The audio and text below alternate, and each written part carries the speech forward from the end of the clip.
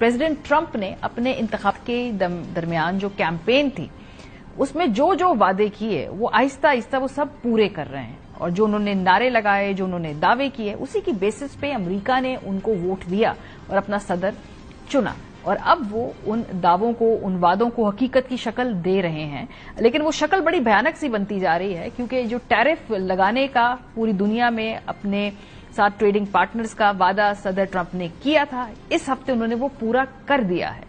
और उसके बाद हम देख रहे हैं कि पूरी दुनिया की इकोनॉमी और स्टॉक एक्सचेंज और तमाम ममालिक के जो ट्रेड है उस हवाले से एक थरथल्ली मची हुई है। जिसे कहते हैं कि जलजले की तरह पूरी दुनिया को इसने अफेक्ट किया है, ऐसा ही कुछ हो रहा है। हर तरफ मुजाहरे हो रहे हैं। स्टॉक एक्सचेंज के अंदर हमने देखा कि इंडेक्स बहुत सारे ममालिक के अंदर बड़ी तेजी से वो फ्लक्चुएट किया है। इसके अलावा जो मुख्तलिफ ममालिक हैं जो अमरीका के एलाय समझे जाते थे, वो अब अपने ट्रेड टैरिफ्स के हवाले से दोबारा जायजा लेंगे अपनी पॉलिसीज का। लेकिन ट्रंप साहब जो हैं वो अभी भी अपने इस फैसले के ऊपर मुकम्मल तौर पे खड़े हैं। उन्होंने जो अपनी लेटेस्ट ट्वीट की है, उन्होंने कहा जी कि बहुत सारे लोग अमेरिका के अंदर आते हैं, बहुत पैसा लगाते हैं, और मेरी पॉलिसीज जो है ये कभी नहीं बदलेंगी। उन सबको मैं ये बताना चाहता हूं, ये वक्त है आप अमेरिका के अंदर आएं, अमीर हों, बल्कि अमीर से भी ज्यादा अमीर तरीन हो जाएं। सो उनको अपनी पॉलिसीज के ऊपर भरपूर तरीके से इस वक्त एतमाद है। लेकिन उन पॉलिसीज का अभी शॉर्ट टर्म नतीजा निकला क्या, ये कुछ अमरीकी अखबारात से ही हमने तराशे निकाले हैं, ताकि आपको बताएं कि इस टैरिफ के फैसले से ही अमेरिका में दोबारा जो है जिंदगी या जो ट्रेड करना है या जो उनका फाइनेंशियल सेक्टर है उसको रिकवर कर पाएगा या नहीं।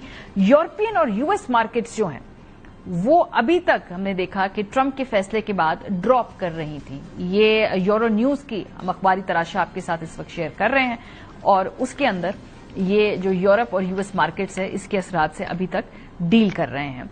इसके अलावा जो आईफोन की कीमत को बुनियाद बना के बड़ा इंटरेस्टिंग पीस किया रॉयटर्स ने, और बताया कि किस तरीके से ट्रंप के इस फैसले से आईफोन अब $2300 से भी ज्यादा हो जाएगा। तो अब आहिस्ता आहिस्ता उनके वोटर्स को पता लग रहा है कि ये जब निचले लेवल पे ट्रिकल डाउन इफेक्ट होगा तो इन टैरिफ्स पे क्या फर्क पड़ेगा। इसके अलावा अमरीकी अखबार तो ये भी क्लेम कर रहे हैं, और जो बीबीसी है वो ये क्लेम कर रहा है कि कोविड के बाद से लेकर अभी तक ये यूएस के स्टॉक्स के लिए वर्स्ट, बदतरीन वीक रहा है, क्योंकि चीन ने भी अब जवाबी टैरिफ्स थोप दिए हैं अमेरिका के ऊपर, जिसको ट्रेड वॉर कहा जा रहा है, वो बाकायदा इट्स हियर।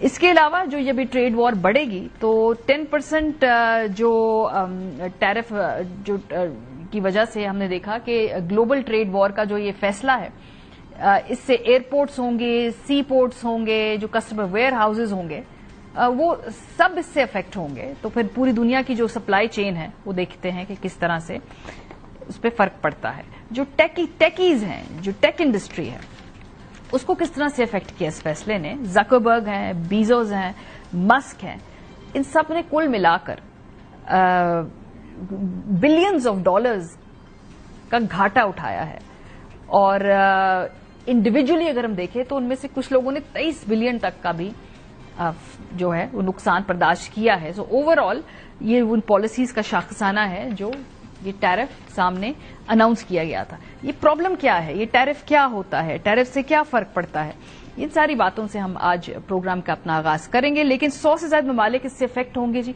जो पहली खबर हमारे तक आई है, बस को आगे देखते हैं कि इन ममालिक के रिस्पॉन्स होंगे क्या। पाकिस्तान पे अमरीका का जो आयद टैरिफ है वो 58% है, इंडिया पे 52% है, बांग्लादेश पे 74% है, चीन पे 67% है, यूरोपीय यूनियन पे 39% है, बरतानिया पे 10% है, और वियतनाम पे 90% है।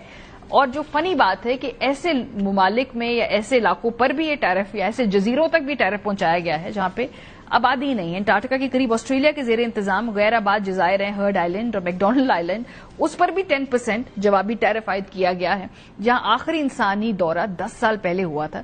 सदर ट्रंप की जानिब से लगाए गए जवाबी टैरिफ के निफाज की तारीखें भी अलग अलग हैं। कम से कम शरह जो कि 10% है उसका निफाज 5 अप्रैल, जबकि सबसे ज्यादा शरह 9 अप्रैल से लागू होंगे।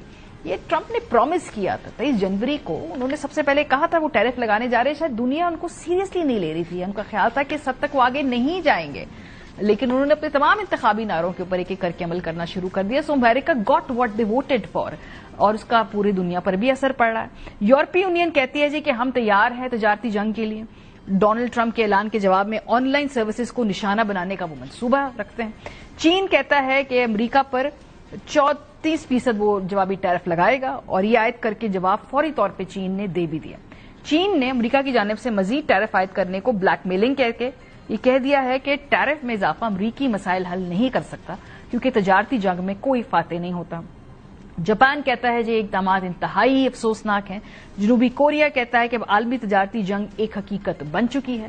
آسٹریلیا کہتا ہے امریکہ نے جو کیا یہ کسی دوست ملک کا کام نہیں ہے, امریکی عوام بھاری قیمت چکائیں گے. پاکستان اس کے بارے میں کوشش ہے, اپنا طرز عمل US for us is a very important strategic partner across the board. Now, what we have done in the last few days, the Prime Minister has constituted 2 committees. You know, that you should never let a good crisis go to waste. So we are looking at it both as a challenge and as an opportunity.